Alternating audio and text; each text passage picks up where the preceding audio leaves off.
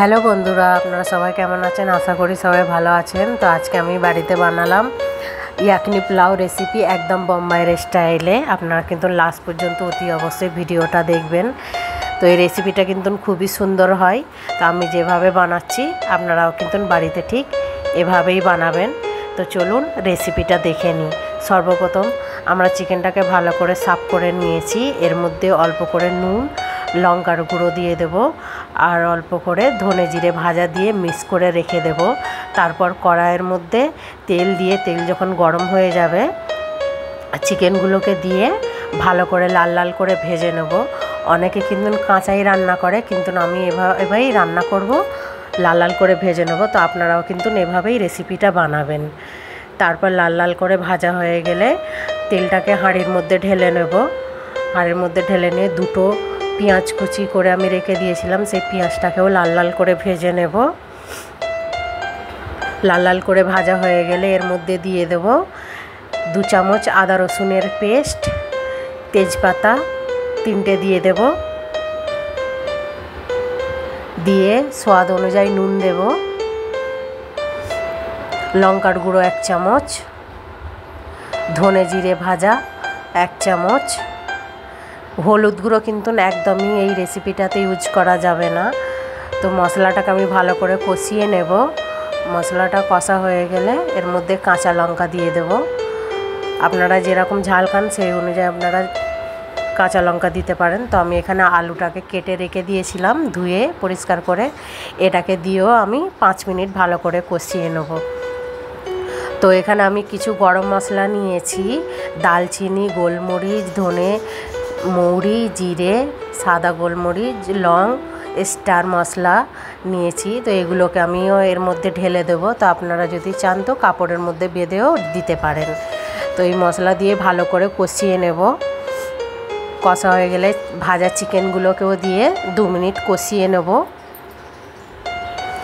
তো এই রেসিপিটাতে বন্ধুরা কিন্তু পানি আপনারা আপনাদের আন্দাজ অনুযায়ী এটাতে দিতে হবে, কেন একদম বেশি দেওয়া চলবে না। রেসিপিটাতে যদি বেশি পানি হয়ে যায় তাহলে কিন্তু একদম খিচুড়ি পেকে যাবে। তো একদম অল্প পানি দিতে হবে পরিমাণ অনুযায়ী। তো এর মধ্যে আমি দিয়ে দেব গরম মশলা। 1 চামচ দিয়ে দেব, 2 চামচ ঘি দিয়ে দেব, তারপর কাস্তুরি মেথি দিয়ে দেব এর মধ্যে।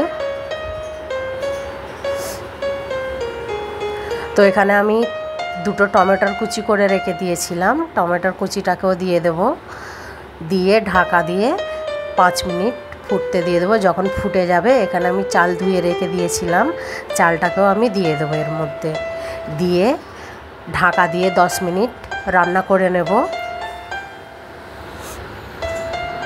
তারপর যখন ভালো করে 10 মিনিট পর ফিরে আসলাম, ভালো করে যখন ফুটে যাবে স্লো করে দেবো গ্যাসটাকে, স্লো করে আরও 5 মিনিট রান্না করে নেব।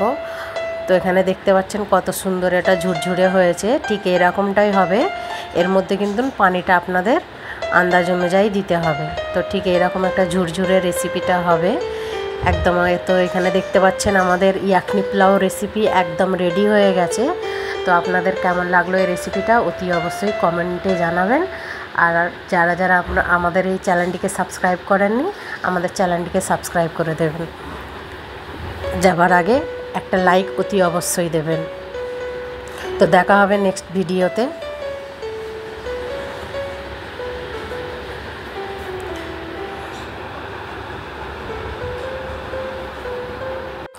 এই রেসিপিটা কিন্তু অনেকে অনেক রকমভাবে বানায়। তো আমি যেভাবে বাড়িতে বানিয়েছি আপনারাও কিন্তু এভাবে বাড়িতে বানাবেন, দেখবেন এই রেসিপিটা কিন্তু আমার খুবই একটা ফেভারিট রেসিপি, তাই আপনাদের সাথে শেয়ার করলাম। তো দেখা হবে পরের নেক্সট ভিডিওতে। Thank you for watching.